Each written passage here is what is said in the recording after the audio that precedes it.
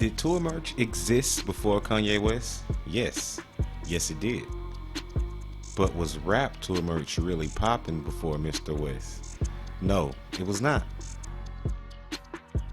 Love him or hate him, Kanye West has pretty much launched rap tour merch into the streetwear playbook.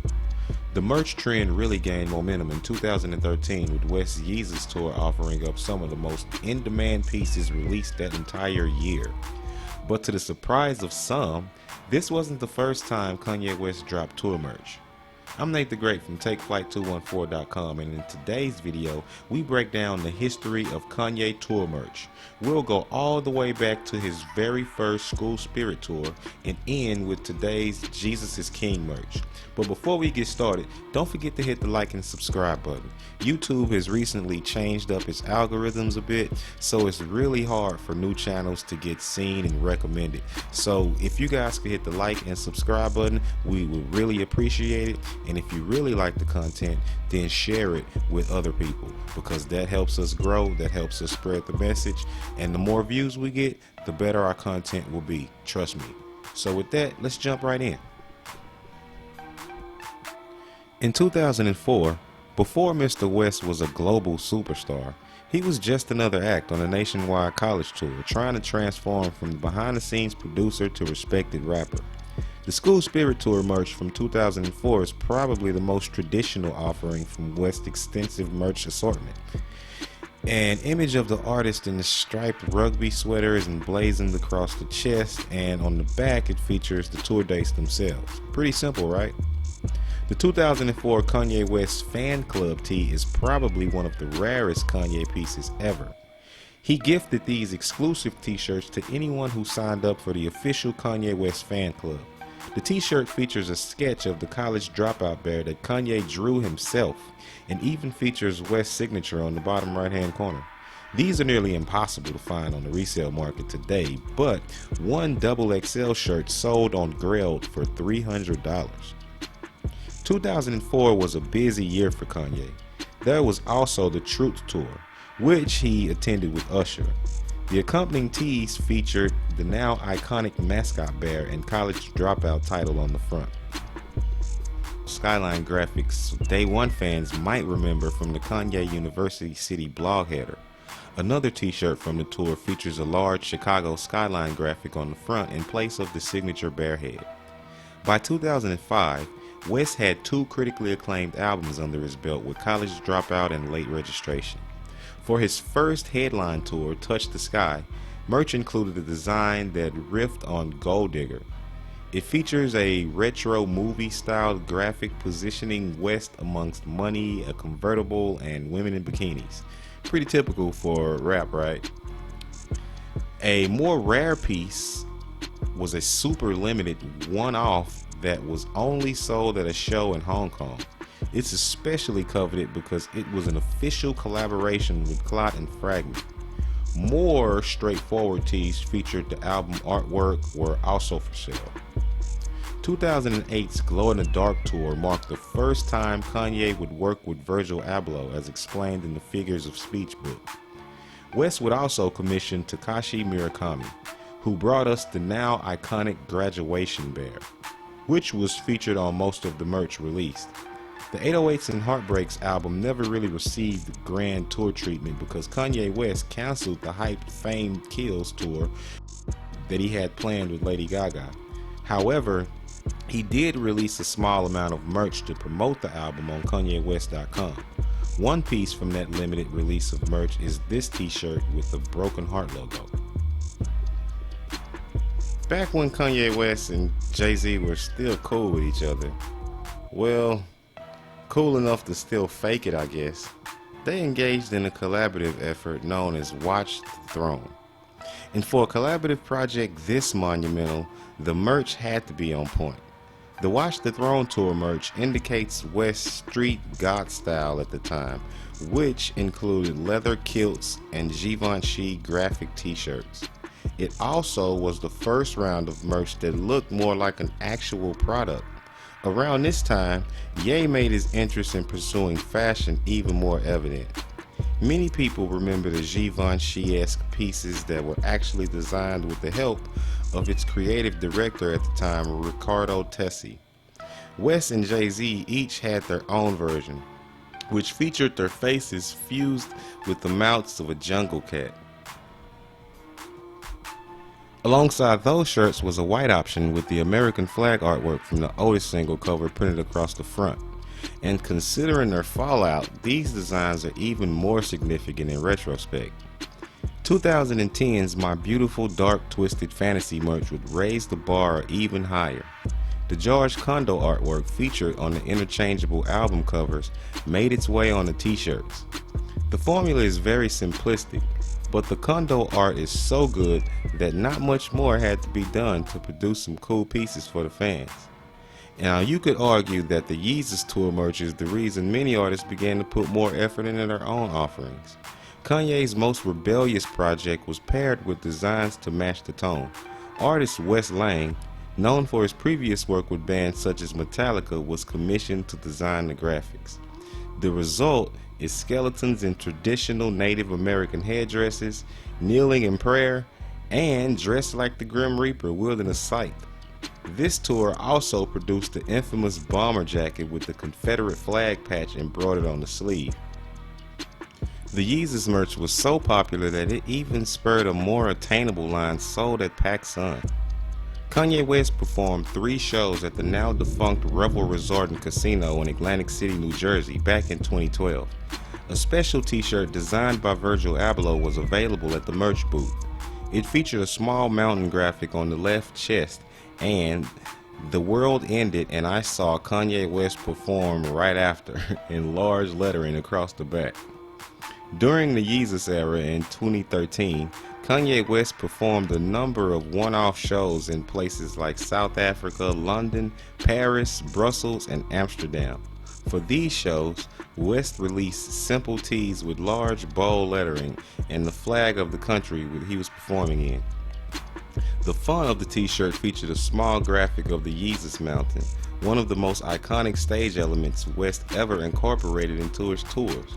Although not as embellished as West's other tour merch, these are certainly collector's pieces.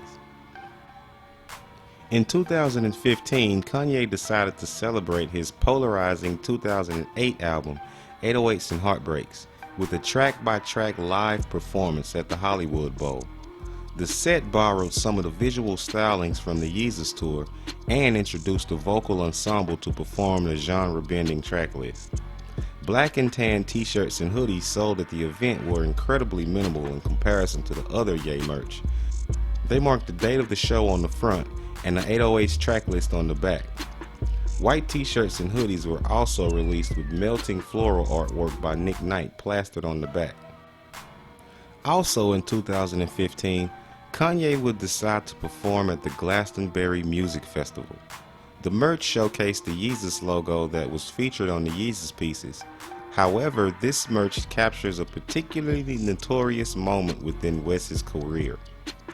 When it was announced that West would headline the festival, over 135,000 people signed a petition to remove him from the bill in exchange for a rock band.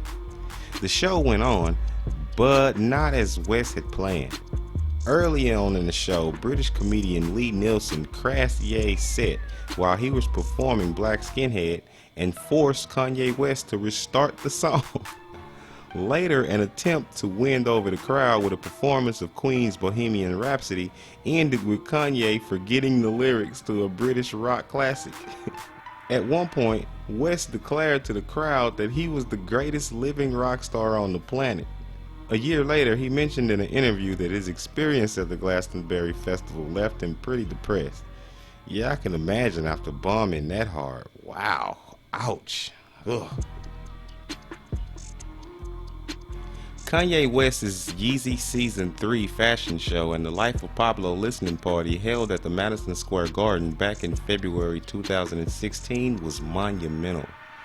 Alongside moments like Kid Cudi and Kanye bouncing around the Farther Stretch My Hands Part 1 and Young Thug modeling a bright yellow fur jacket, the event also provided fans the first opportunity to purchase the maroon and blue I Feel Like Pablo merch. an item that would dominate the entire year of style and spur countless ripoffs. Lines wrapped around the halls of MSG that afternoon. The airbrush-inspired tribute graphics to his mother Donda West and Kim Kardashian's father Rob Kardashian was another memorable option for fans. Pop-ups in the New York City would follow that drew equally impressive crowds. The TLOP merch felt more like a streetwear drop than Gildan merch, and it certainly ranks among its most memorable. It can be safely said that Kanye West's Life of Pablo pop-ups marked the first time that his merch reached an unforeseen level of extreme hype. Originally sold exclusively at pop-ups hosted in 21 different cities, never before had lines snaked around several city blocks for Old English logos, printed on Gildan tees and long sleeves. Eventually, the exclusive pop-up merch would be widely released online, so a lot of TLOP merch barely fetches for coin on the second-hand market today. However, it did get nominated by London Design Museum for the Beasley Design of the Year award. The I Feel Like Pablo designs are the most memorable, but the collection that Kanye designed for the accompanying St. Pablo tour was just as good, if not better. The main graphic used across the product was a take on the Yamaha logo. Standouts include the all-over Realtree camouflage long-sleeve t-shirt and the black long sleeve with bright red lettering that featured a photo of Kim Kardashian playing tennis across the back. The product can easily be acquired on the resale market to this day. But it's unfortunate that Ye abruptly ended the tour that's known for its floating stage setup. Jackson Hole, Wyoming will forever be remembered as one of the most bizarre places Kanye has ever had a listening party. Even if the cover was photographed while Kanye was on his way to said listening party, those mountains are iconic and they will forever serve as a testament to the particularly intense period of Kanye's life. Who knows how fast the merch was actually made, however, West Lang's long sleeve will definitely be a future grail. In 2018, Kanye released a series of 7-track albums, one of which being a collaborative effort with Kid Cudi titled Kids See Ghosts. The concise LP also provided some great merch. The initial round of items featured a Takashi Murakami designed album artwork on the back of a beige t-shirt and hoodies. The second round, which is much more coveted, was crafted by Cactus Plant Flea Market's Cynthia Liu. The crew necks and hoodies came in various colors and featured puff print lettering that said "Lucky Me, I See Ghosts," alongside crudely drawn smiley faces and hearts. This year's Coachella saw one of Kanye West's larger Sunday service performances. He would commemorate the performance with the release of t-shirts, crew necks, sweatpants, socks, and even a poncho. Like the merch released for Kids See Ghosts, it was also designed by Cactus Plant Flea Market's Cynthia Liu. On Mother's Day of this year, he also released a special edition crew neck that fit the vibe of the Kids See Ghost stuff. To mark what many thought would be the official release of his 9th studio album, Jesus is King, Kanye produced some more merch. Along with the online release, the pieces dropped at venues in Detroit, Chicago, and New York City, which is where West also held listening sessions for his gospel album. T-shirts, crew necks, and sweatpants all flaunt their own religious details like Sunday service scripts, ancient paintings of Jesus, and the official seal of each respective state. With the project in limbo, this might be the only way for fans to celebrate Ye's new work for quite some time. Over the years, Kanye West's style has evolved and his merch has taken many fans along the road with him. So what do you think? What's your favorite drop? Hit us in the comments section and let us know how it all weighs up. Also, don't forget to hit the like and subscribe button. We say it all the time, but we're a new channel and we can really use you guys' help in growing and spreading the message. Also, what really helps out is to share the videos.